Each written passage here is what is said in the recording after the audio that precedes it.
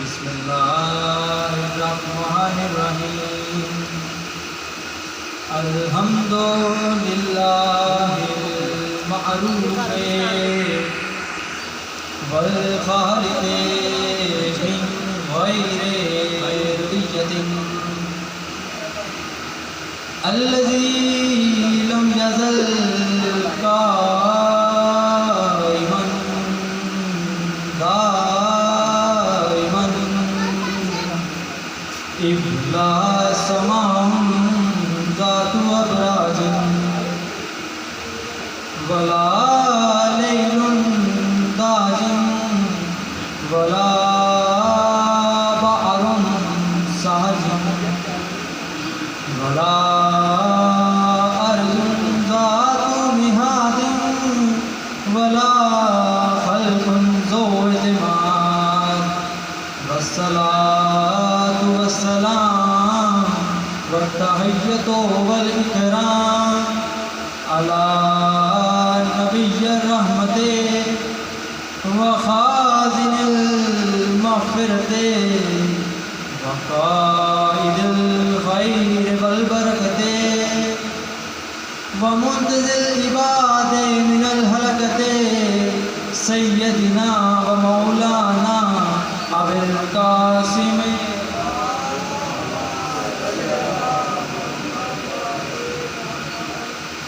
بیتہ الطیبین الطاہرین المعصومین المظلومین المنتخبین المنتجبین الذین اذهب اللہ عنہم الرجس وطہرہم تطہیرا.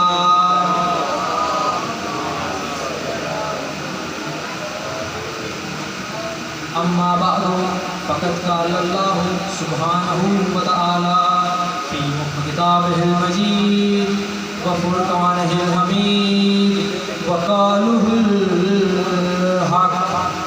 بسم اللہ الرحمن الرحیم یا ایہا الذین آمنوا اتقوا اللہ وکونوا مع الصادقین. صلوات پڑھیں محمد و آل محمد. اس سے بھی بلند صلوات پڑھیں محمد و آل محمد.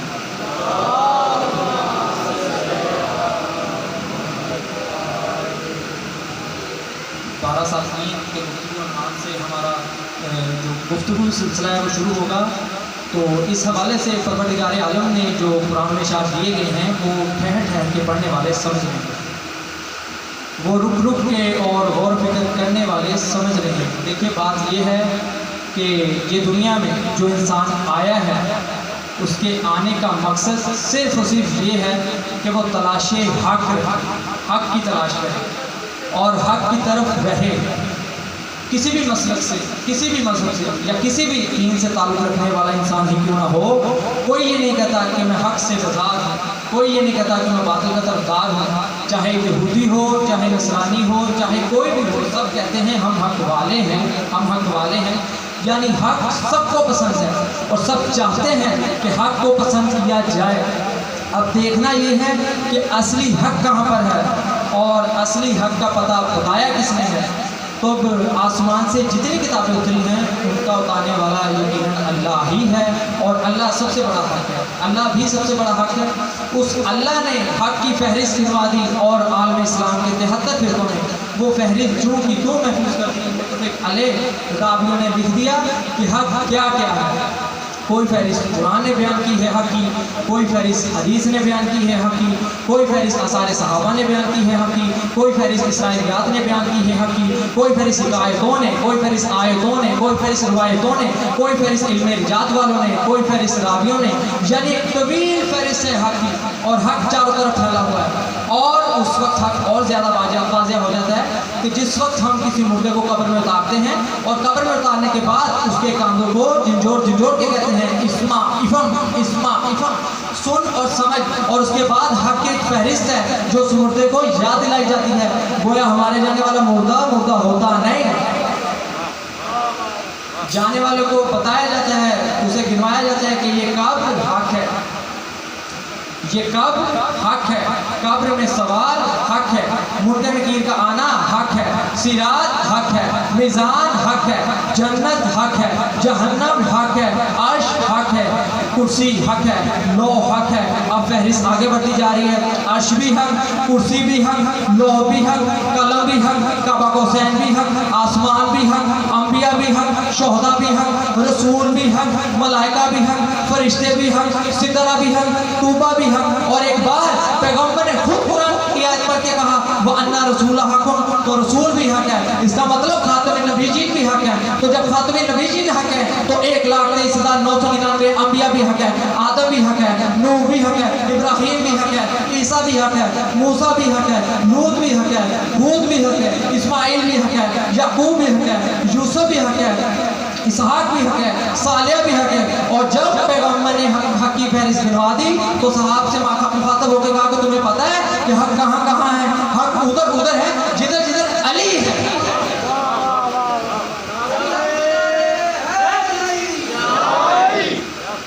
پیغمبر کی حدیث متفق علیہ حدیث ہے، اور جتنی حدیثیں آج میں پڑھوں گا تمام کی تمام متفق علیہ حدیث ہوں گی. اصحاب سے مخاطب ہو کے کہا کہ تمہیں پتہ ہے کہ حق کہاں کہاں ہے؟ حق ادھر ہے جدھر جدھر علی ہے. پیغمبر کی حدیث الحق و علی و علی مع الحق، حق علی کے ساتھ ہے اور علی حق کے ساتھ ہے. اصحاب کرام کے مجمع میں نے آپ سب کو حق کی فہرست گنوائی ہے، تو فہرست کو ساتھ ساتھ لے کے چلنا. اگر آدم حق ہے تو علی کے ساتھ، اگر ابراہیم ہے تو علی کے ساتھ، اگر اسماعیل ہے تو علی کے ساتھ، اگر یعقوب حق ہے تو علی کے ساتھ، اگر اسماعیل حق ہے تو علی کے ساتھ، اگر یوسف حق ہے تو علی کے ساتھ، اگر اسحاق حق ہے تو علی کے ساتھ، اگر صالح حق ہے تو علی کے ساتھ.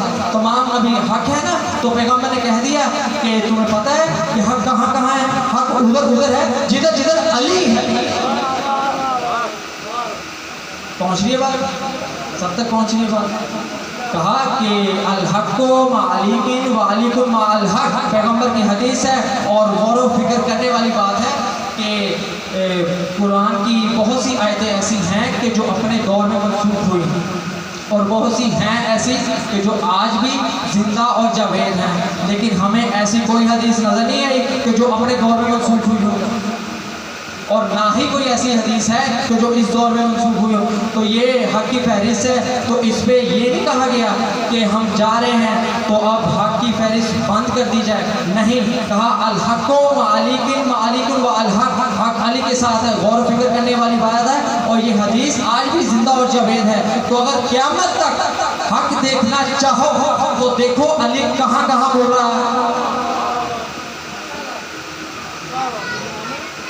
اگر قیامت تک حق دیکھنا چاہو تو دیکھو علی کہاں کہاں مڑ رہا.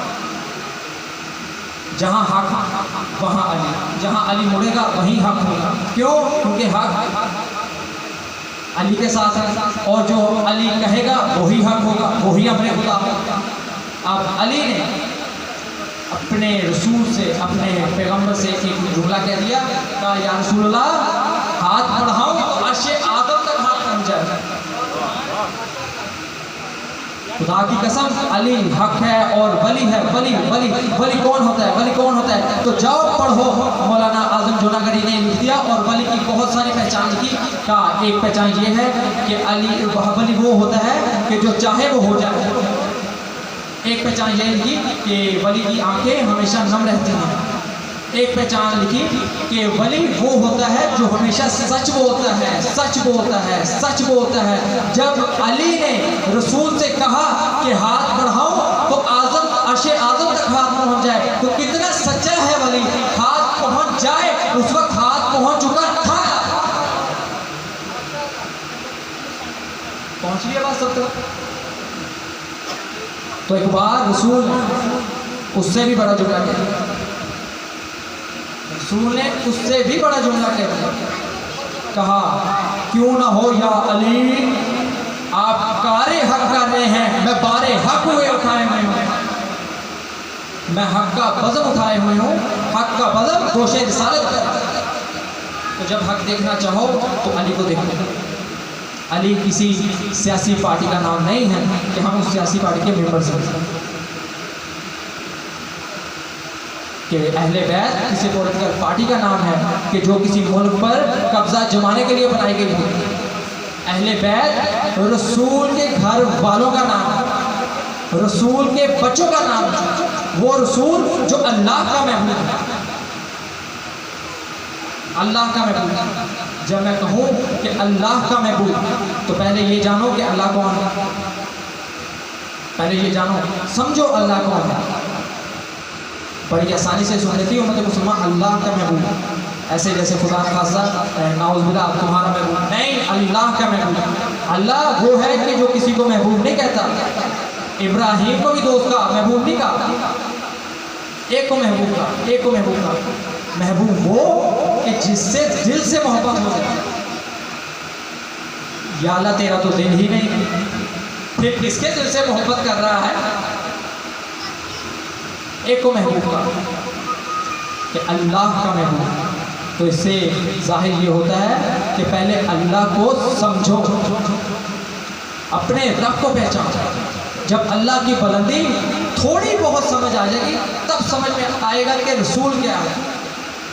رسول کسی معمولی شخص کا نام نہیں، اللہ کے محبوب کا نام ہے، اللہ کے محبوب کا نام.